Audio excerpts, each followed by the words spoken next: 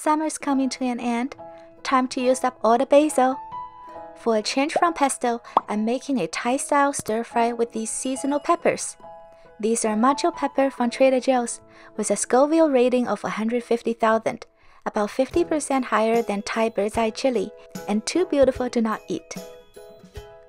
Ingredients are simple: basil, shallot, garlic, any hot pepper to taste, paired with sweet peppers if you like them and have nothing to prove.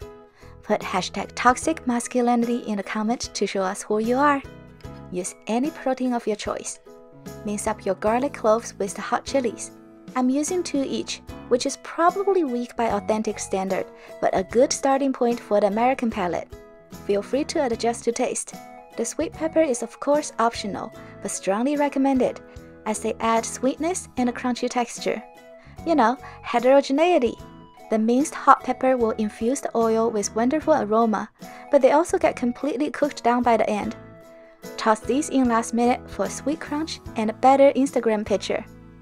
Shallot is also optional and sometimes controversial, but they make every stir-fry better. By the way, onions are perfectly acceptable substitute here. Because you've already made gatekeepers angry anyways, what's one more cardinal sin? Cut your protein into bite size. Chicken thigh is probably the most forgiving cut. I'm cutting mine a little larger than traditional, which would look more like minced meat. If you're using a leaner cut, mincing chicken breast or tenderloin would be a good idea. You can also use minced pork, beef, or tofu. Now the sauce. It can be as simple as soy sauce with some sugar. If you have both light and dark soy sauce, feel free to use a mix, as they would in Thailand. Otherwise, Costco Kikkoman is perfectly good. Sweeten with half as much sugar by volume. Whisk and taste to adjust. This is ready to use as is.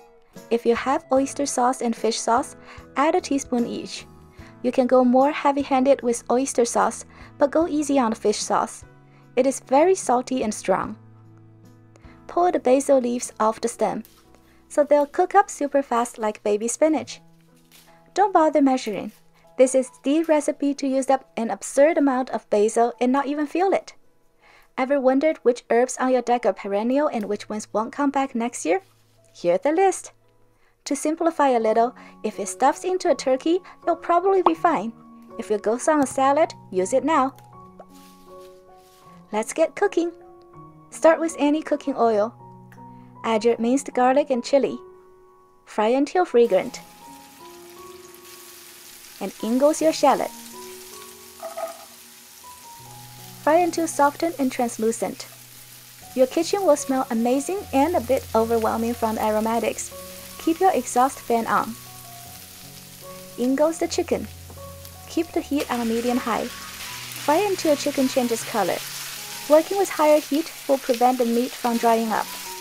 This is more crucial for thinner cut like white meat or some beef.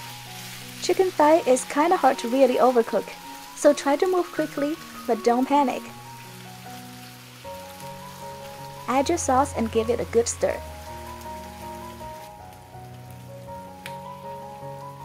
And add your sweet pepper. Quickly stir it into the chicken and add your basil. This dish comes out so fresh tasting, it's like a salad in a stir fry. Check out how fast the basil cooks and how much it shrinks. Feel free to go nuts with the basil. It won't overpower the whole dish. It is somehow both the star of the dish and kind of in the background, like Best Actress in Supporting Role. Serve over more rice than you think you would eat. This dish is truly wonderful over rice.